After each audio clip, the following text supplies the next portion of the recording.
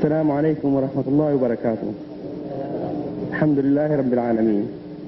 قال تعالى: قل يا عبادي الذين أسرفوا على أنفسهم لا تقنطوا من رحمة الله إن الله يغفر الذنوب جميعا إنه هو الغفور الرحيم.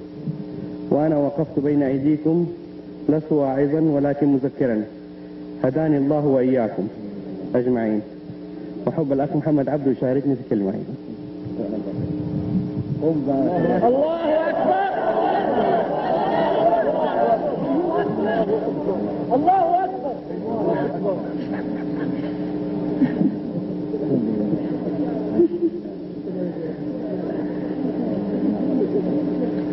أعوذ بالله من الشيطان الرجيم.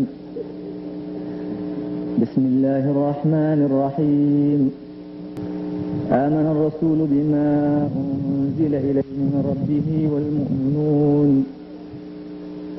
كل آمن بالله وملائكته وكتبه ورسله لا نفرق بين أحد من رسله وقالوا سمعنا وأطعنا غفرانك ربنا وإليك المصير. لا يكلف الله نفسا إلا وسعها لها ما كسبت وعليها ما اكتسبت ربنا لا تؤاخذنا إن نسينا أو أخطأنا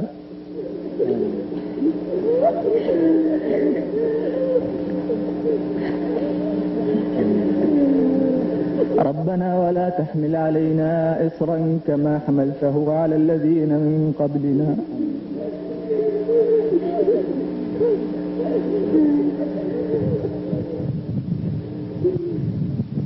ربنا ولا تحملنا ما لا طاقة لنا به واعف عنا واغفر لنا وارحمنا أنت مولانا فانصرنا على القوم الكافرين. صدق الله العظيم. الله سبحانه وتعالى أن يجعله من الدعاة إلى الله سبحانه وتعالى، وأن يجعله ناصرا لهذا الدين. يا إخوان، ادعوا لإخوانكم فوالله هم في حاجة إلى الدعاء.